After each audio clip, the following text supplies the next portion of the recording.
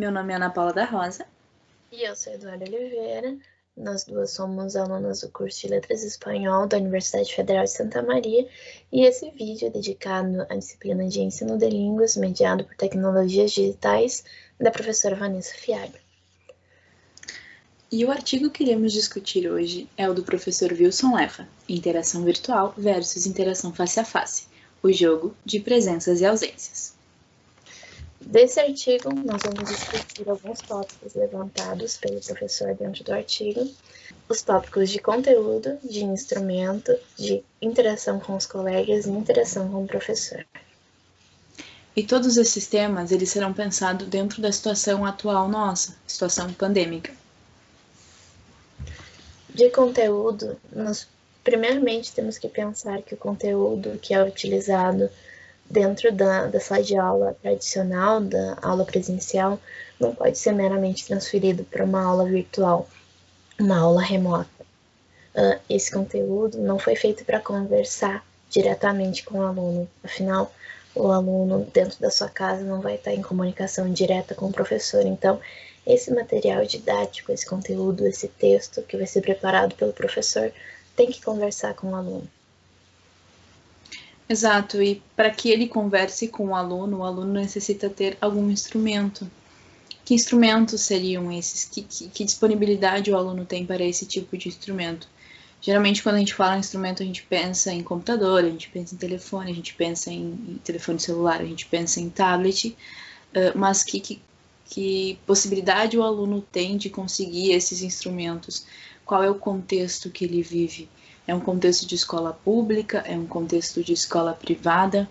E pensando nas plataformas usadas, que são várias, Skype, Google Drive, WhatsApp, Facebook, qual a possibilidade que o aluno tem de acessar essas plataformas? E o aluno de escola privada, que possivelmente tem uma plataforma para si, que a escola tem uma plataforma só para ela, né?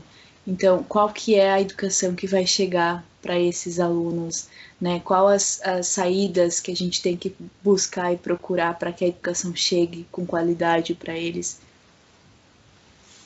É realmente uma questão complicada. Outra das várias que o professor levanta nesse artigo é como se dá a interação com os colegas. Tradicionalmente, a gente sabe que na sala de aula, antes de começar, no intervalo, os alunos têm essa interação de ficar conversando, de ficar falando, às vezes, do que está sendo tratado em sala de aula, ou coisas que não tem nada a ver com a escola, com a universidade. Mas como isso acontece num contexto virtual, à distância, remoto, ele pode sim usar as plataformas que tu citaste, Ana, como o Skype, como as chamadas de vídeo, de áudio do WhatsApp, do Instagram. São várias as possibilidades, mas será que eles têm acesso a elas? Será que algum dia já foi apresentado a essas plataformas, a essas ferramentas, aplicativos? É difícil de se pensar, porque às vezes o aluno só tem contato com internet, banda larga ou 3G, não sei, dentro da escola. Então, como que ele está fazendo isso de casa?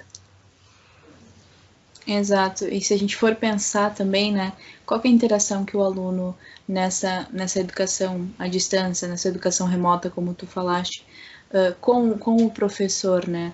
A gente sabe do contexto universitário, né, que é o nosso contexto, o meu e o teu, e pensando neste contexto universitário, eu acho que uma coisa que vem para agregar dessa educação, né, dessa modalidade, é a questão do feedback do professor. Por quê? Porque o professor, dentro dessa modalidade, ele consegue ter um feedback personalizado, um feedback direcionado para o seu aluno, né? Coisa que, às vezes, na sala de aula a gente sabe que é praticamente impossível, por ser muitos alunos ao mesmo tempo, né? E pensando nisso, a gente vem falar também do contexto universitário, né? E uma coisa que a gente vê dentro do contexto universitário que seria excelente, que seria um mundo ideal, um mundo perfeito para a educação, pelo menos do meu ponto de vista, seria a questão do tutor, né? O tutor que ele está presente principalmente na modalidade à distância, e pensar nesse tutor, se a gente tivesse um tutor para a modalidade presencial da universidade para o ensino médio, para o ensino fundamental, esse tutor que ajude o professor, né, que direcione o aluno. Eu acho que seria uma coisa bem interessante e que viria a calhar, né? Principalmente nessa situação, Ana, onde os professores estão tão sobrecarregados, lidando com uma situação sem precedentes, né? Às vezes tendo que lidar com ferramentas, tendo que achar modos de fazer a aula acontecer, de fazer com que o aluno realmente aprenda e não apenas receba o conteúdo e guarde no caderno.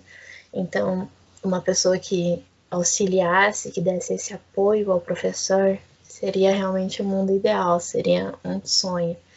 Porque o professor, a gente não sabe se ele foi formado num contexto onde as tecnologias não estavam tão presentes e talvez ele nunca teve uma formação de o que eu posso usar de ferramentas digitais para facilitar o meu trabalho, para potencializar a aprendizagem dos meus alunos. E é interessante pensar nisso porque a questão de que a gente pode começar a pensar e introduzir isso dentro da sala de aula do ensino público, do ensino fundamental e médio, pensar em introduzir essas novas tecnologias, pensar em inserir essa questão do ensino remoto, né? Então, eu acho que é interessante pensar nessa inclusão.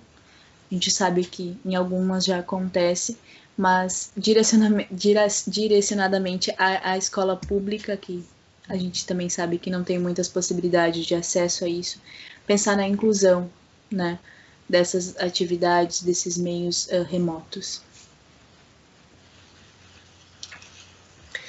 Bem, eu acredito que deixamos aí para você que está assistindo esse vídeo, que é um aluno de escola regular, ou que é um professor em formação, ou que só se interessa pelo tema da educação, que só se interessa refletir sobre isso, sobre essas questões que estão caindo sobre educação nesse momento. Então, a gente agradece que você tenha assistido o vídeo até nesse momento, até o final, e que nos ajude também nessa batalha da educação que a gente trava cada dia. Exato, e a gente vai se despedindo com o pedido de que a educação seja valorizada hoje e sempre, e que ela seja, que as pessoas notem o verdadeiro valor do professor e da educação pública, né? Então a gente pede que as pessoas, que vocês que estão assistindo, pensem sobre isso. Certo, Eduarda? Certo, então. Obrigada e até o próximo vídeo. Até o próximo vídeo, gente. Tchau, tchau.